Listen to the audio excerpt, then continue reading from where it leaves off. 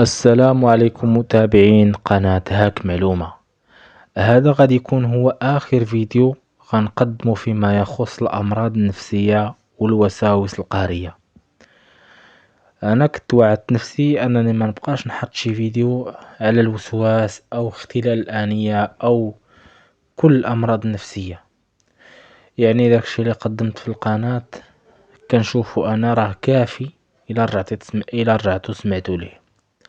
ولكن كثرة الأسئلة اللي كيسولوني الناس قلت صافي نسجل واحد الفيديو، وهذا الفيديو راه بطبيعة الحال غادي يكون فيديو طويل، لأنه ما غاديش يكون ما غاديش ندير له المونتاج وما غاديش نقص منه، غادي يكون شوية طويل ولكن فيه بزاف ديال المعلومات.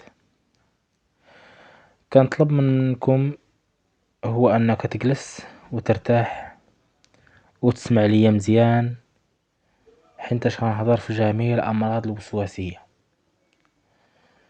كلشي الأمراض الوسواسية غادي نهضر فيها دابا. غنبدأ بوسواس النظافة، وسواس العقيدة، وسواس الموت، وسواس الجنس، وسواس اختلال الآنية، الإحباط، القلق، كلشي داكشي غنهضر في هذا الفيديو. هو فيديو غادي يكون طويل شيئا ما، داكشي علاش قلتلك خاص هذا الفيديو خاصك ترتاح وتصنت ليه، لأنه غادي تستافد منه بزاف وفيه بزاف ديال المعلومات.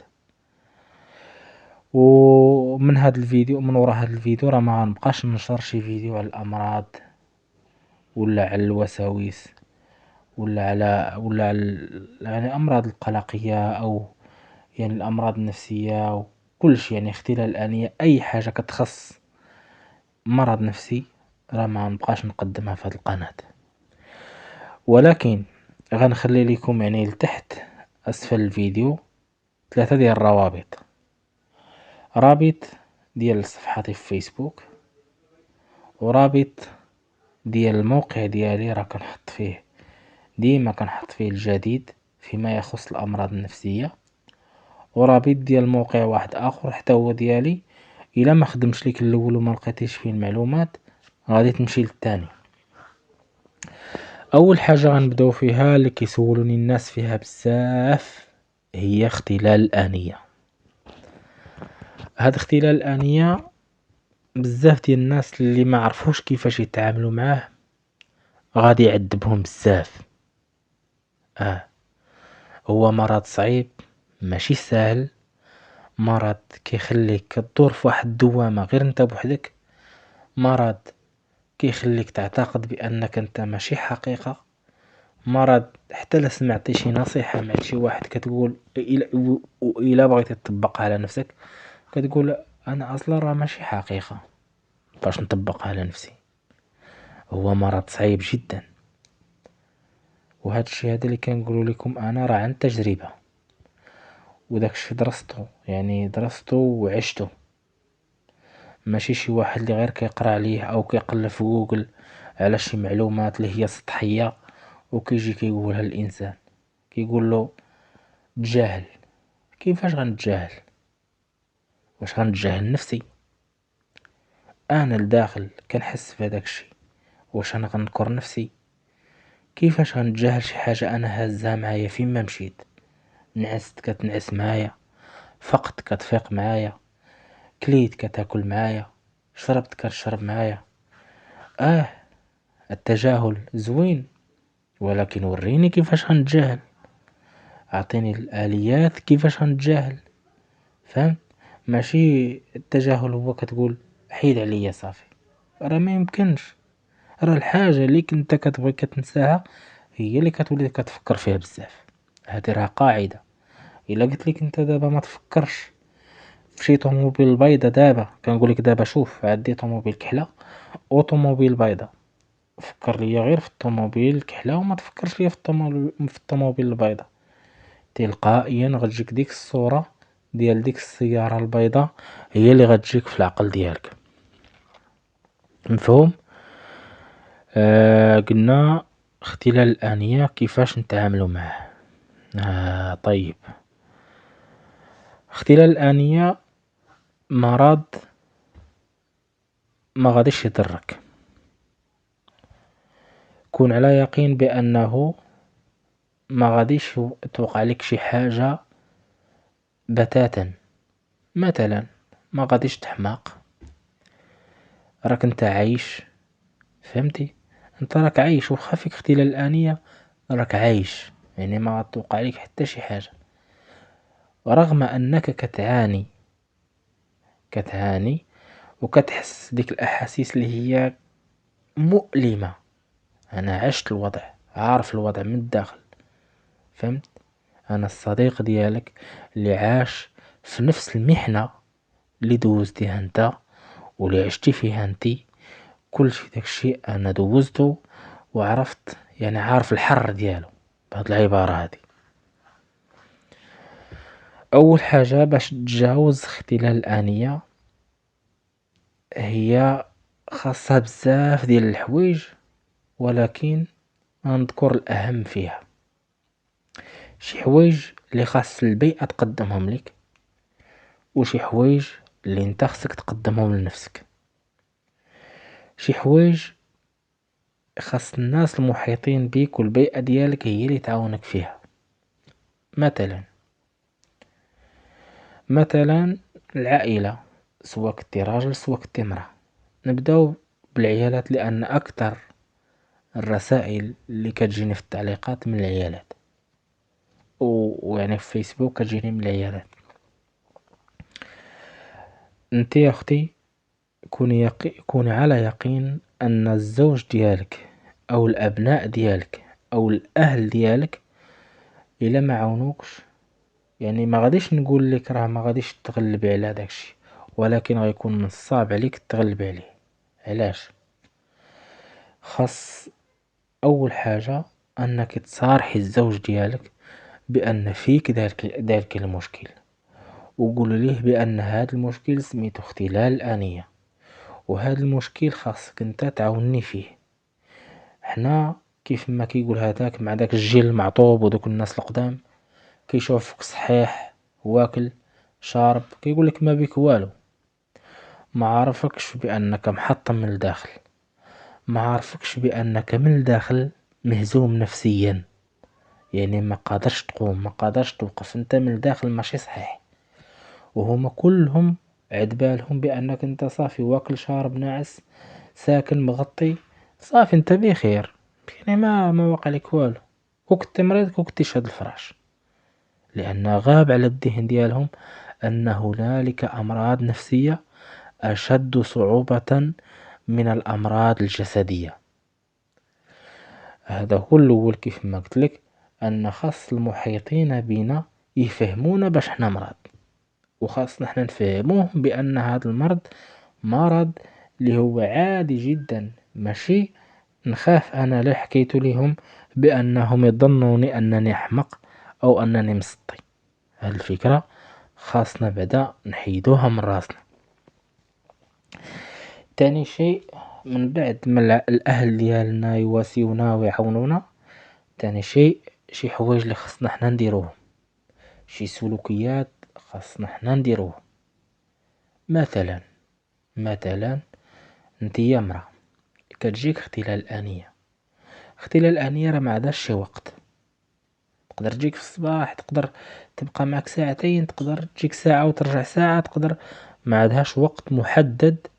يعني في الوقت اللي غتجي فيه تقدر تشد معاك نص نهار كامل، انت مرفوع ما كاينش، انت ماشي حقيقة. الناس كيهضروا معاك وكتقول واش انا نيت اللي كنجاوبهم، وانا شاك في راسي بانني انا ما كاينش. فهمت؟ الواقع عندي يعني مبدد. هذا مشكل، هذا هو المشكل الخطير في اختلال الآنية.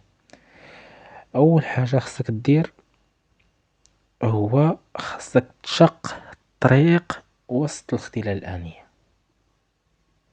هذه الكلمة قاصحة شوية وصعيبة شوية، وغتلقى نفسك ما غاديش تخليك ديرها.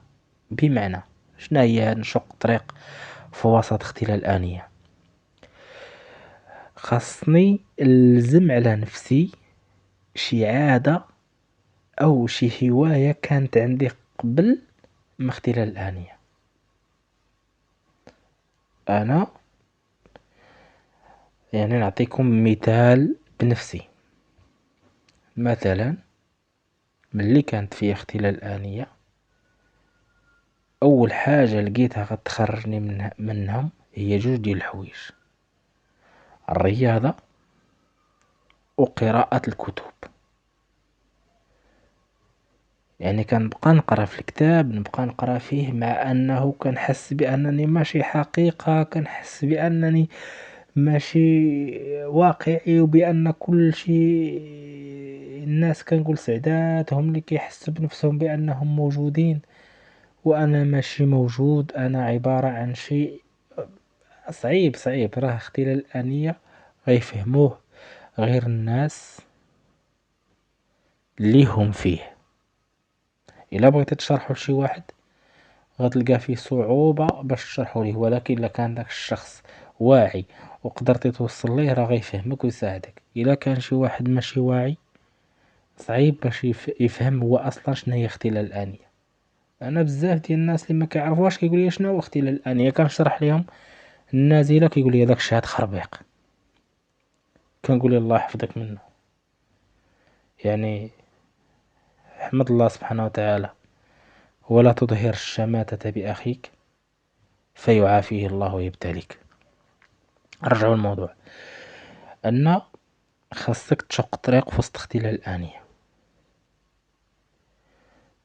قلنا تبع شي عادة اللي تلزم بها حياتك: قراءة القرآن، قراءة حزب في الليل مثلا من يبغي الناس، شي مسلسل يكون واخا انا ما غنوصيش يعني بشي حاجة اللي غتضيع الوقت او شي حاجة اللي غتاخد فيها الذنوب، ولكن شي فيلم ديني مثلا، نبقى نتصنت لشي رواية، نكتب. الكتابة راها شيء جميل. الكتابة والله العظيم إلا كتعاون، إلا ما قدرش نكون نقدر نبالغ 97% من علاج الكثير من الأمراض النفسية. لأن الكتابة كتكون انت ونفسك صادق، تشد القلم وكتب داكشي اللي كتعيشو، كتب قصص من الوحي ديال الخيال ديالك، كتب داكشي اللي وصلتي ليه، كتب انك كنتي شحال هادي صحيح وصبحتي مريض، وان هاد المرض ما غيهزمكش. كتب اي حاجة اللي انت ترتاح لها. الكتابة شيء جميل جدا. اول شيء خلقه الله هو القلم، قال اكتب ما هو كائن وما سيكون كما في الحديث. باش تعرف العظمة ديال الكتابة والعظمة ديال القلم. حتى هذا راه حتى هو علاج سلوكي رائع. شنو هو العلاج الآخر؟ الصلاة. الصلاة الصلاة حتى هي علاج زوين وعلاج رائع. مثلا احنا مازال باقين كيفاش تشق طريقك في وسط اختلال الآنية. صلي ركعتين في الليل، ومني تسجد حط راسك على الأرض وقول يا ربي بالدارجة. أنا ما كنقولش لك قول الله سبحانه وتعالى راه كيفهم أي لغة، ماشي بالضرورة تهضر معاه باللغة العربية الفصحى وكذا وكذا وكذا. هضر معاه بالدارجة: ربي أنا وصلت لهاد الحالة وتا واحد ما فهمني، وانت ربي سبحانك اللي غتفهمني، وانت ربي سبحانك اللي مطالع بالدواخل ديالي، انت اللي غادي تعاوني و... وغادي يعني تيسر لي الامر ديالي باش نخرج من هذا المأزق اللي انا الان عاجز عليه، انا ما قدرتش عليه، وانت ربي انك على كل شيء قدير. شتي الى التزمتي بهاد جوج ركعات كل نهار وتقول فيهم هاد الدعاء، اقسم لك يمينا بالله كنت صادقا حتى تولي انك تقول الحمد لله اللي جاتني اختلال آنية، لانني كنحس بواحد اللذة وانا راكع وانا ساجد بين يدي الله سبحانه وتعالى. يعني كون كانت مجاتنيش هاد الاختلال الآنية مكنتش غنحس بهاد الطمأنينة وبهاد السكينة يعني وكل محنة فيها منحة خاصها الإنسان يقلب وما يقولش أنا واقع في مشكل، حيتاش غير هاد الكلمة اللي كتقول أنا عندي مشكل ديال الاختلال الآنية كطيح فيك النص. قول أنا في تحدي ديال الاختلال الآنية وأنا قادر باش نتغلب على اختلال الآنية. مفهوم؟ قلنا تشق طريقك في اختلال الآنية، وريتكم العادات شنو غديروا. الحاجة الثانية شنو هي؟ هو أنك تقبل اختلال الآنية. بزاف ديال الناس غيقول لي كيفاش نتقبل المرض وأنا أصلا كرهته وبغيت نتعالج منه. هذا سؤال فلسفي صعيب، ولكن الجواب بكل بساطة هو أنك ما تقدرش تنكر نفسك، خاصك تقبل نفسك. فهمت؟ خاصك تقبل نفسك. ونعطيك مثال بمعوق. مثلا واحد السيد كان عنده جوج الرجلين، كان بخير وعلى خير. واحد النهار دار اكسيدون، قدر الله وما شاء فعل، حيدوا ليه رجل وخلاو ليه غير رجل. الى رجعنا وفكرنا كيفاش غيعيش المعوق في الايام الاولى ديالو، غادي يبقى في الدار، غيبقى يبكي، غيفكر كيفاش رجلو ما بقاش، غيفكر بانه غيولي داير كرسي متحرك، غيفكر بان الناس كلهم عندهم رجليهم وهو اللي ما عندوش رجلين وجالس مقعد على الكرسي متحرك.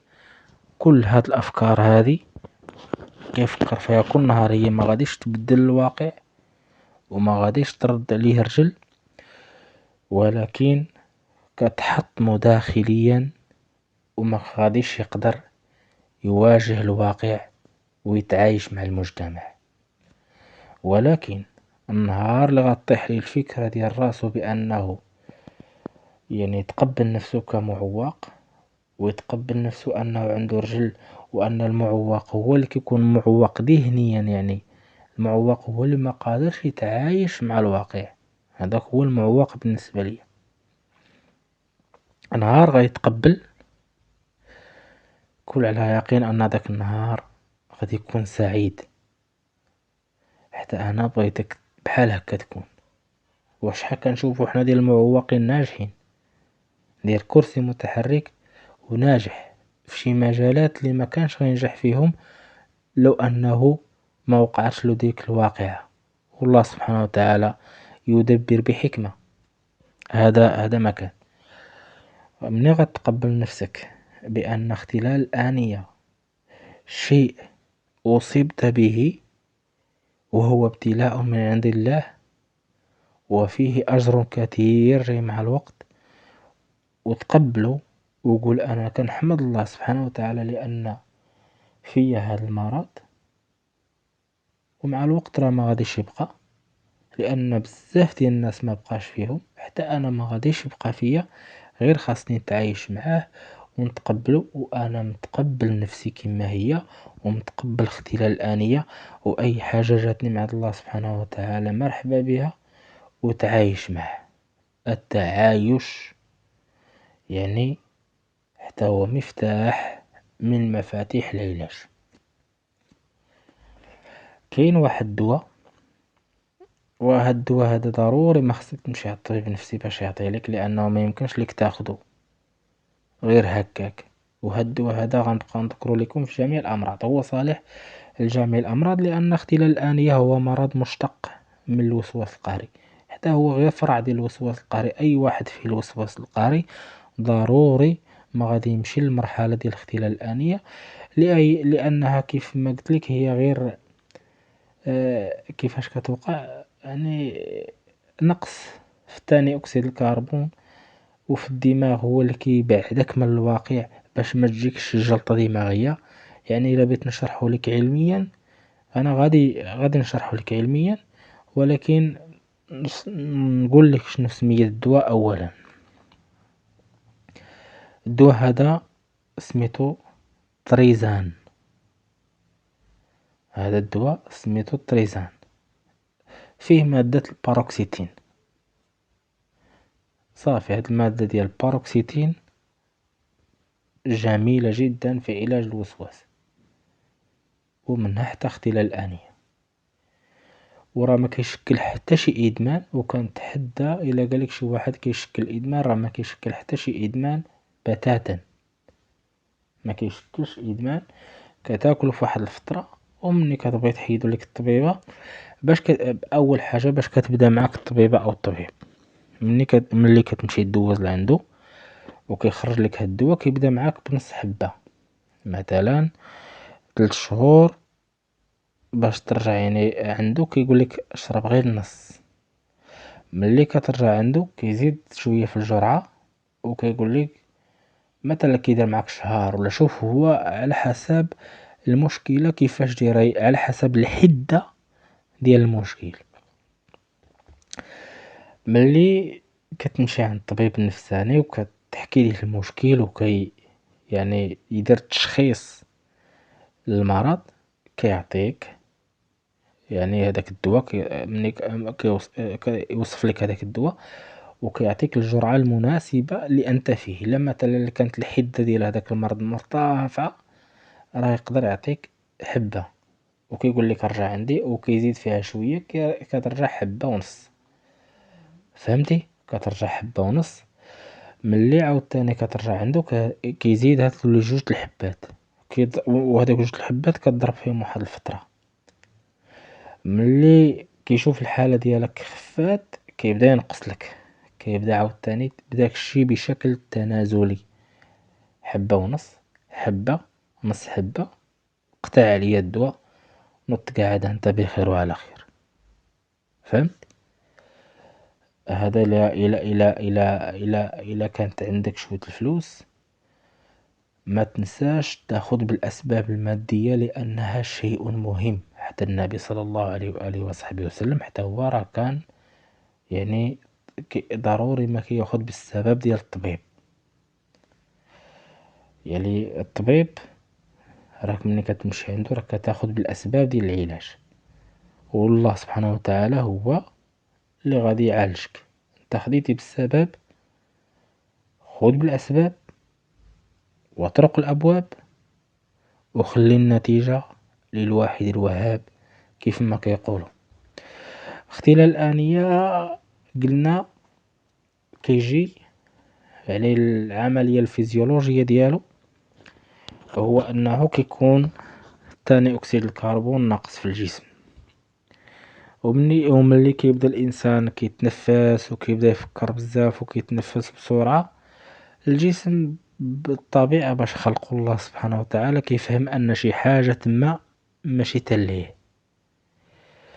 كيدير داك التدخل، العقل ديالنا كيدير داك التدخل باش ما تجيكش شي جلطة دماغية ولا شي حاجة، وكيبقى ممتص، كيتسمى امتصاص الصدمة. كيحطك، يهزك من داك الواقع المر اللي انت فيه ديال القلق. حيتاش دائما اختلال الآنية كتجي مورا القلق اللي كيسبب الوسواس. مفهوم؟ كيجي من وراه داكشي علاش كيعيشك في هذاك الوضع. انت راك ما كتحملش هذاك الوضع، ولكن لو كان بقيتي في الواقع ربما كان غيجيك شي مرض ديال السكر ولا شي حاجة اللي هي خطيرة. داكشي علاش هو حولك من ديك البلاصة لديك البلاصة، او ما يسمى بامتصاص الصدمة. مفهوم؟ دابا كنظن الى تقريبا راه قلت كل حاجة فيما يخص اختلال الآنية.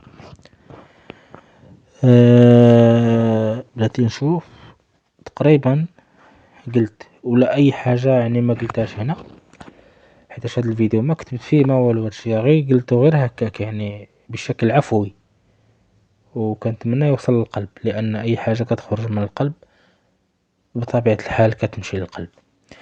واي واحد كان عنده شي تساؤل انا غنخلي لك اسفل الفيديو الرابط ديال الفيسبوك ديالي ولا الروابط الاخرى ديال المواقع ديالي، يمكن لك اي واحد فيهم تلتحق وتسولني شي سؤال وانا نجاوبك، لانني كنكون على الفيسبوك بزاف. في اليوتيوب ما كنكونش بزاف. نجيو لحاجة واحدة اخرى اللي هي حتى هي مشكلة واحد الضغط نفسي بزاف على الناس، هو وسواس الموت. وما أدراك ما وسواس الموت. وسواس الموت انا ما غاديش نشرحه للناس اللي ما عارفينش، لان اللي عارفين هما اللي غادي ندخل معاهم في مباشرة في الموضوع. وسواس الموت هو انك كتحس بانك غتموت، حتى لو بغيتي تنعس دابا كتقول غدا محاش نصبح. سمعتي شي خبر ديال الموت بحال انت اللي غتموت. شتي هازين شي ميت بحال ديك الرسالة اليوم غتموت. نعستي على الفراش كتهيأ لك بانك رجلك كيتقال وصدرك كيتقال وكتسنى غير اشهد لا اله الا الله. ولكن وسواس الموت انا من اكتشفت الخدعة ديالو، اسهل شيء بالنسبة لي انا هو وسواس الموت. لانني قريت في الحديث الا بغيتي تموت ضروري ما غتشوف جوج الانواع ديال الملائكة. اما ملائكة الرحمة وكلنا كنتمنى نكونوا منهم، هما بيضين كتشوفهم مد البصر، ولا ملائكة العذاب ونعوذ بالله تعالى منهم، يعني من هذاك الموقف. نعوذ بالله تعالى من الملائكة ديال العذاب، كتشوفهم سود جالسين حداك مد البصر. الا ما شتيش هادو قدامك راك ما غتموتش. فهمتي؟ هذه قاعدة بسيطة جدا. كيبقى غير كيفاش نتعامل مع العرض، يعني كيفاش نتعامل مع ذلك الموقف. الفيديو راه طويل شوية، ولكن ما عندي ما ندير. هتصبروا لينا، الفيديو غيكون طويل ولكن راه تصبر. هادشي اللي كاين، لانني قلت غنقول فيه اي حاجة اللي كتخص هاد الامراض كلها غنجمعها في فيديو واحد وغنتهنى. قلنا كيفاش تتعامل مع الموقف. انا دابا مثلا نعطيكم واحد المثال. انا دابا نعست طفايت الضوء متكي على الخدية، كنحس برجلي كيتنملو، كنحس بصدري كيتجمع، كنحس براسي، كنحس بانني غادي ننتقل لعالم اخر، كنحس بالخلعة، كنحس بالرعشة. شنو غندير؟ هو انه هاديك الساعة غناخد واحد النفس عميق، فهمت؟ وغنشدو شوية في صدري وغنخرجو بشوية، يعني بشكل بطيء، ومن نسالي نقول الحمد لله. بحال هكا غتخفف من داك الوقع ديال هداك الموقف. ما نوصيكش تنوض وتوقف، فهمت؟ ماشي تنوض وتوقف وتشعل الضوء، راه غترجع للواقع، ولكن عاوتاني ملي غتنعس غيجيك نفس المشكل. انا بغيتك تكسر الموقف. هذاك الموقف اللي كيحدث لك كل نهار بغيتك تكسره. مفهوم؟ كنظن لهنا ساليت من وسواس الموت. نسيت. بحال انت مثلا كتقول انا مريض بوسواس الموت 3 سنين. انا سهلة، انا حليت وسواس الموت في شهر. شنو كندير؟ جاتني اليوم الحالة في الليل او في النهار كنكتبها في دفتر وكنحط ليها التاريخ ديالها. اليوم جاتني هاد الحالة في الوقت الفلاني وفي كذا كذا وما متش، انا باقي حي. ملي غتجيني عاوتاني نفس الحالة غنكتبها في دفتر ونعطيها التاريخ ونحطها. ملي عاوتاني نفس الحالة نكتبها عاوتاني ونحطها. عقلنا وجسمنا والطبيعة ديالنا غنفهمو بان تلك غير حالة غادي تمر، كتجي وكتمر، ومع الوقت غادي تتلاشى. اقسم لك يمينا انها غتتلاشى وما تبقاش. نجيو لوسواس التكرار. آه شحال خايب. المهم رانا غادي غنسى بزاف ديال الاشياء. المهم اي حاجه ما قلتهاش رانا غنخلي لكم الروابط. دابا الوسواس التكرار، كنسد الباب، كنجلس، نمشي عاوتاني نسدو، كنجلس عاوتاني نمشي نسدو، نمشي نسد البوطة، نجلس. صليت العشاء، واقيلا خاصني ركعة، محالش توضيت، واقيلا قدرت الوضوء، خاصني نمشي نجدد الوضوء. وسواس مرهق، وجميع الوساوس مرهقة. اي حاجة كتخليك انت كتعامل غير معها هي، وكتبعد منك الحياة وكتبعد منك الانتاجية، مرهقة. لان الوساوس هذا هو الدور ديالها، كتخليك انت غير معاها. انا نبقى نسد نحل، نبقى نفكر، لا انا ماشي مجنون. كتخليك معاها في دوامة، حياتك كاملة مبلورة غير معاها هي، ما كتقضي حتى شي حاجة اخرى. وهذا هو الاشكال ديالها.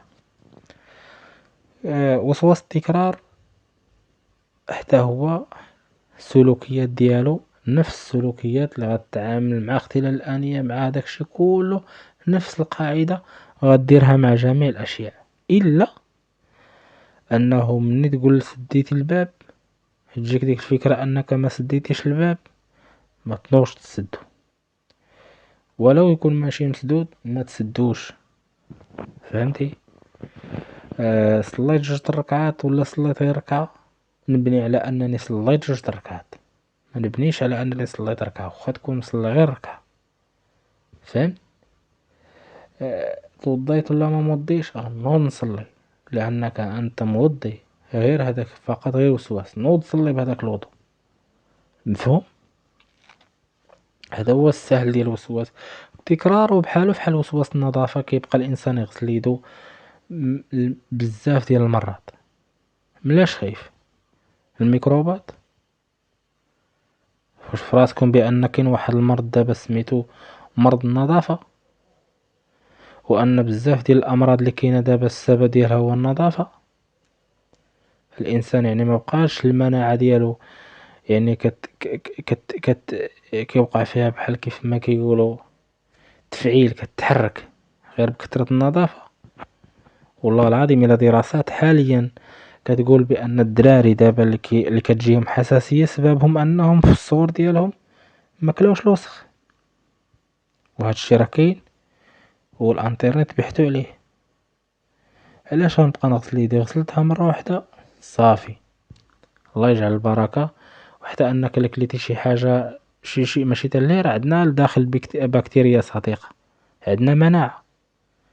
الله يجعل البركة، غسل مرة واحدة صافي، وقول لنفسك بأن ديك البكتيريا راها ربما تكون فيها صحة، ويكون فيها منفعة أحسن من النظافة وكثرة النظافة. لأن كثرة النظافة كتمرض. شحال من واحد وقعلو تشققات في يديه داكشي علاش غسل يديك مرة واحدة، وقول أنا سيدي بغيت ناكل بلوسخ، لأن هكا غادي يعالجني وحبس وسواس النظافة.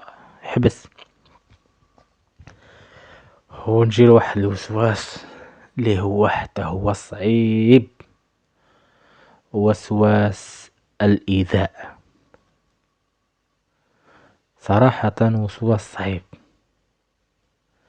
ولكن خاصك غير تجاهل. مثلا التجاهل ديالي انا، ماشي التجاهل اللي كتسمعو تماك. مثلا عندي وليد صغير كنخاف نقتلو. الفكرة اللي كتجيني في راسي بانه غادي نمشي نهز شي موس وغادي نذبحو، او انك تهزو كطلب بيه يمشي لباركو، كتقول دروك نلوحو من الباركو. الخطأ الوحيد اللي كنديرو حنا هو غادي تحط الدري وغادي تدخل، باش زعما ما تجيكش ديك الفكرة وانك ما تلوحوش. بهكاك بديتي كدير نتا والوسواس واحد السد. فهمت؟ واحد السد يعني انك عطيتيه قيمة، انه بدا هو كيتصنع، بدا كيتخلق، يعني بدأ شيء. يعني كيفاش غنوصلها؟ كنتمنى توصل لكم ولكن ما لقيت فيها شي تعبير. بحال كان نعطيه قيمة، فهمت بهذا المعنى؟ بحال كنعطيه قيمة. لا سيدي، نهز ولدي ونطل من الباركو ونتجاهلو وغنبدا نضحك كاع، نبدا نضحك من ديك الفكرة. شنو فيها؟ هزيت الموس كنقطع بيه الخضرة عندك، نضرب بيه ولدي ولا شي حاجة، نبدا نضحك، ما نحطوش. نضحك وخدام وهادي، ونجيب شي موضوع ولا هو ونضحك معاهم وما نحطوش من يدي. هز الموس غنضرب بيه با ولا شي حاجة، لا ما تحطوش من يديك، راك ما تضربوش، راك لا حطيتيه من يدك الا وانت كتقول لهذاك الوسواس انت راك على حقيقة ونقدر ندير هذيك، وانت راه عمرك ما ديرها. قسما بالله الذي لا اله الا هو انك عمرك ما غديرها، وعمرك ما، هذه فقط افكار. مفهوم؟ أه شنو باقي؟ وسواس العقيدة. وسواس العقيدة حتى هو وسواس، لأنك كتجيب شي أفكار كتسب الذات الإلهية، كتسب الرسول، كتكذب بالدين، كتقول بأن القرآن ماشي حقيقة، وأن القرآن غير مؤلف، وأن محمد عليه الصلاة والسلام ما كاينش، وأن كذا وكذا وكذا، وأن الدين ما كاينش، وأن هادشي اللي كيقولوا لينا غير شي واحد كتبو، وأن القرآن راه ما كاينش، وأن الآخرة ما كاينش. كل تلك الأفكار العلاج ديالها واحد، هو أن النفس، هاد الأفكار اللي كتجيك كانت كتجي الصحابة وقال لهم النبي صلى الله عليه وآله وصحبه وسلم: هل وجدتموه؟ قالوا نعم. قال: ذلك صريح الإيمان. والحديث راه إلا بغيتي نخليه لكم أسفل الفيديو، نخليه لكم، ولا جو عندي الفيسبوك ونصيفطو لكم يعني PDF. الحديث راه موجود. والوسواس ديال العقيدة بأنه كيجيك غير انت ملي كتكون مقرب الله سبحانه وتعالى، وملي كتكون بعد ماذا يفعل الشيطان بقلوب خربة. مفهوم؟ وسواس الجنون. وسواس الجنون هو كتقول أنني غادي نحماق، وسبحان الله العظيم كتبدا تشوف الناس الحمقين، وكتقول: واش حتى أنا غادي نصير المصير هؤلاء؟ واش حتى أنا غادي نولي ونلقى حد في هؤلاء؟ وكتقول: واش أنا دابا لو وليت فحال هكا غيتشوفوا فيا الناس وغادي نبقى نبات في الزنقة وكذا. وحتى هو وسواس معقد وكيمرضك، ولكن الشفاء ديالو حتى هو ساهل، هو أنك تبقى تكتب الفكرة وتضحك على الفكرة وتسخر من الفكرة باش تفقدها الوزن ديالها وتفقد داكشي ديالها.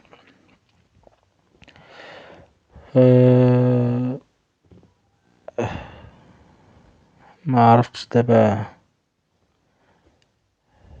اش من انواع ديال الوساوس اللي باقا.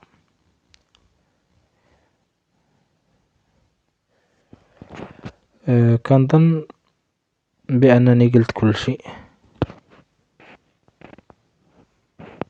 كنظن واقيلا بانني قلت كل شيء دابا. باقي وسواس ديال الجنس، وباقي وساوس وحده اخرى. المهم، اي وسواس بغيتو تسولوني عليه راه غادي نبقى ندير لكم حلقه ديالو في فيسبوك في الصفحه ديالي. غير اي حاجه سولتوني عليها راني غنجاوبكم عليها. راه غنخلي لكم الرابط ديال الحساب ديالي الشخصي والرابط ديالي ديال الصفحه ديالي في فيسبوك. سولوني على اي حاجه، ولا لا بغيت نسجل لكم شي فيديو ونلوحو لكم تما، صافي نسجلو لكم ونلوحو لكم تما في الصفحه ديالي. مفهوم؟ كنتمنى من الله سبحانه وتعالى يشافيكم ويعافيكم. وكيف ما قلت لكم، الى عندكم شي سؤال راه جميع الروابط غنخليها اسفل الفيديو. والسلام عليكم ورحمة الله.